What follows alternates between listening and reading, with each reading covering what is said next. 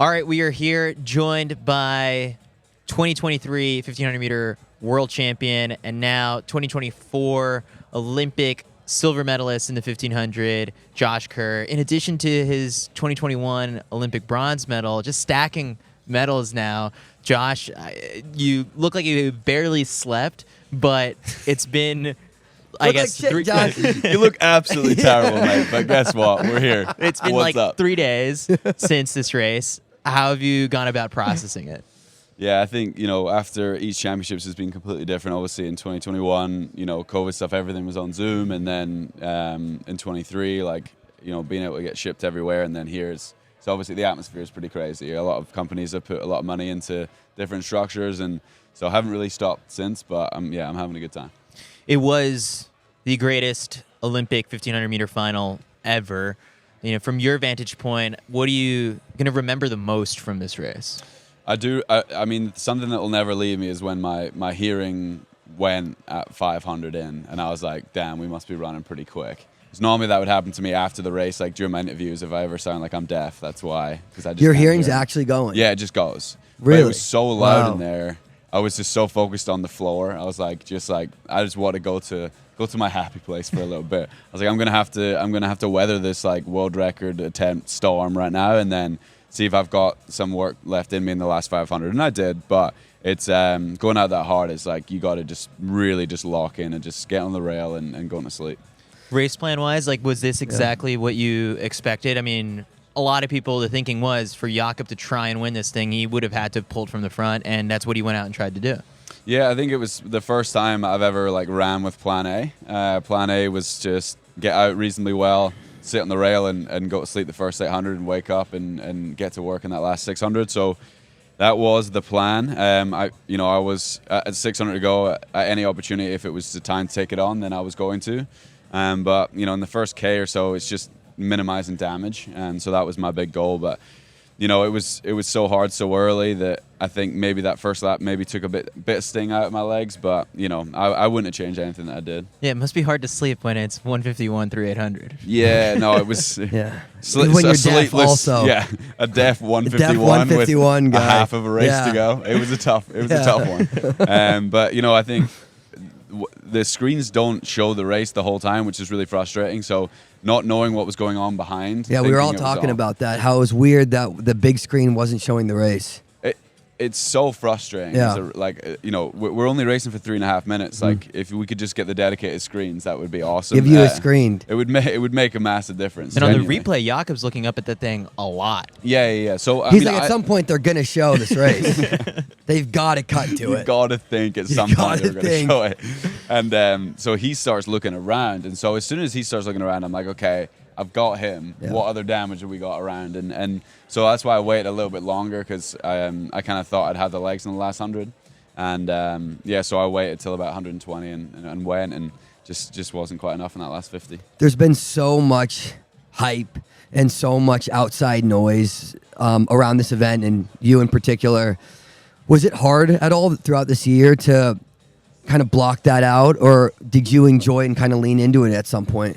Definitely leaned into it. I love the big moments. I really struggled at British Champs this year just because I had nothing on the line. I'd already kind of had that pre-selection, the 1500. I was running an 800. I wasn't wanting to go to the Olympics for the 800, and that was the first time in the season I was like, I couldn't really get up for it. Yep. So I love when something's on the line. I love when it's a big moment. And so, coming here, really dialing in and knowing that, I've talked a big game, I need to get it right. I live for those kind of moments. So, that's why I enjoy doing it. I mean, even though it is the race that has been circled on everyone's calendar for months, I loved seeing everyone, coming out onto the track, and you try to read people's, body language at that point. At any point from, getting up to the warm-up track, the call room, stepping on the track, were you nervous? You're very stoic. I was kind of thinking the opposite, in the sense that you see everyone come out of the tunnel and everyone just kind of, maybe they give a wave because they announce your name, they jog over to the start line, but you came out fired up. You were you were telling the crowd to get up. I thought that was so telling, in the sense that you weren't letting the moment get the best of you. You were it's rare to see people in that with how big that moment is, how much hype. This has got to be the most hyped up event in years, and for you to be really having fun out there, I thought showed a lot about who you are as an athlete. Yeah, I think, we don't get many of these moments in our career, and I'd worked so hard. Like, my camp coming in was a hard camp. Like, I didn't have any problems. It was just like, from a structural standpoint, like, it's been a long year, but I was ready for it. And you don't get that many moments of that. And so it took a second. I went, you know what? Like, whatever happens today, all I'm here to do is execute. I'm fully in control of that execution. Go out there, enjoy it, and relax. So, relaxed aggression was the quote of the day.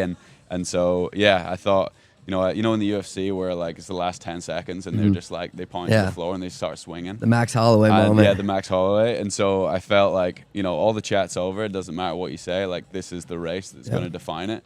Let's just go. Yeah. Let's swing. Let's swing. Let's for the swing. fences. Yeah. So let's break down the final lap or so of this race, because we've watched it like 10, 15 times at this point. Going into that final lap, and when we spoke about Jakob looking back and looking around a bunch, there is a moment where he looks back, sees you going into the bell, and I go back to just Budapest last year and then that semifinal, how you took the cues of, like, there's that moment of weakness, and obviously that part blew up afterwards when you brought that up. But was that the moment of weakness in this race? I think the moment of weakness is when he pushed on down the backstretch with 600 to go, trying to create a gap. Like, we were fast through 800, and I think they're at the top level. We're all within half a second of each other in terms of ability. And for him to think he could run away at that point, I felt like he was overcommitting. And then he starts looking around. So I was like, okay, like, I think we've got that covered. And then it was just time to try and figure out what else was going around. But it was one of those races where, I didn't think there was going to be. I don't think if he was able to run a world record front run, like, there's nothing I can do about that. There really isn't. But body language is huge, and when you're in those moments, you can feel the half step pull back or the half step push. And so I was making sure I was on top of that. Yeah. So then, in the final 100 meters, do you see? I know the Jakob is focused on you. Yeah. Do you see Cole? I saw Cole. Yeah, I saw Cole, and I thought I had to wait an extra second to see if it would make Jakob not move out. But I had to go at some point, and I was like, I'm just going to have to send this. And I said to myself beforehand, I was like, you're going to have, like, because I was so fit, I was like, if you're in the moment, you're going to have an opportunity to win this race. Don't doubt it, and just go for it whenever that opportunity arises. So I felt like that was my opportunity, and I just sent it. And I was like, I didn't feel yard quite as much. I didn't know that. But, like, it was just getting through the line. I knew whatever was going to happen, that race was going to come down to the last kind of 50 meters. I just didn't quite have enough left in that last 50. I mean, Cole ran the race of his life. I mean, we all did, but Cole ran incredibly well to be able to close like that. But yeah, it was a tough last 20 meters or so. Yeah. The Josh Kerr from Tokyo, bronze medal. Now Paris, silver. You're one step up on the podium, but it feels like you've made so many steps as an athlete. What's been, like, kind of the biggest difference in the evolution of yourself as an athlete from the last 4 years? I think it's just the behind closed doors commitment. I think, during races and build up for races, I think I've been great. But I think, the off season and the mileage and, maybe out of season stuff, my life structure has changed dramatically, which means I'm able to be consistent. And consistency for me, I think, shows world-class athletes. And now, like, I've gone through that, and now this next cycle, I think we're going to take a different approach to the way that we perform. I want to perform more. I want to perform at the highest level as many times as I can. And I think that'll make a big difference in just keeping it fresh and staying motivated to get out the door and getting the work in. Yeah. What do you think? Obviously, we're the media. We're the ones who write all the stories, around the rivalry and have fed into every little bit of it. It's been delicious. So now, what happens to it? Obviously, Cole and Yared have been major players in this event, but now they've obviously inserted themselves at the top of that conversation. What's your hope of, where you go against, facing those guys fairly often? Obviously, there's opportunities ahead, right? Like, you're committed to Grand Slam track, and the hope is that some of these other top guys join you alongside that so that we can get to see a matchup like this time in and time out. Yeah, those storylines, I think, that's what elevates our sport, and letting people have a little bit more insight into what we're doing, I think is important. It doesn't take disrespectful comments to be able to actually have a rivalry. I have great rivalries with my British athletes that we go at each other all the time, but we're actually very good friends. And I think Cole and Yard are so polite and they're so nice, and but I want to beat them and they want to beat me, and that's okay. And I'm really looking forward to the battles down the line. And Cole has a heck of a title now, and he's got that crown. But I'm looking to defend both my world titles next year, and if they want it, they can come after it. You mentioned like the UFC, and I think the UFC does such a good job at is the promotion of they promote themselves, right? Yeah. I think in track we don't see that, right? But you have done such a good job at doing that. And it's what has made you a fan favorite. And it's made this event so great. For this Olympics, is that natural? Do you think about that? And do you think that okay, like this is my job is to run fast, but also entertain? Do you think of it like that? Yeah, I do. I really do, because we're all self-employed. We're all contractors, and the more that you can market yourself, the better. The more money you can make, and then you can help kind of finance all the structure around you to make you a better athlete. Like, at the end of the day, at the center of what I do, I want to be the best 1500 meter runner in the world. That's the center of everything that I do. To do that, I need some amazing people around me, which is going to cost a little bit of cash. So being able to promote myself and being able to do all this stuff and have some amazing brands around me to help finance that, and then I can go out and do my job. I feel like on the biggest stage, on the biggest day, I'm going to consistently show I'm the best athlete in the world. And so I enjoy the marketing side, because it also, it allows me to have great relationship with these brands and things, and have my own spike and like have my own singlet. Like, that's really fun stuff for me on the side. But at the core, it's always, how can I be the best 1500 meter runner in the world? Yeah. I know it's like we're living in this moment right now where you get to relish, this opportunity, but the competitor in you, I feel like, when does that switch off and it's like, all right, back to work. I have more to accomplish this season, and looking ahead, like, when does planning for Tokyo already begin? I mean, that as soon as you win the world title, you want to plan on trying to hold that for as long as possible. And we've had 4 different champions in the 1500 over the last 4 years, and all of them are still in the sport. Mm-hmm. So I think it's really fun. It's going to be some great storylines, but that's going to be a hard title to get off of me. I just, I feel like I'm going to be able to consistently put another performance together, and we've learned so much from this year, and consistency is going to bring us those great results. And, to make this era the best era of 1500 meter running, we have to break that world record. And we're getting closer. And I don't know if it will happen next year, but it's definitely going to happen within this era. Yeah, I think like that's the one thing. It's like you have been billed as sort of like the competitor. Like, we rarely see you go out and do the time trials. Does a race like this give you confidence? It's like, if the right opportunity presented itself, you could be that guy. Yeah, I definitely think so. I'm more focused on the racing aspect now, but the racing aspect and the time trial aspect are really coming into its own right now, especially at major championships. Like, if we're breaking championship records every time we race, so I need to have both sides of it, which is going to be good to have some 800 structure as well as 1500. I'm sure we'll throw some half marathons in there as well at some point.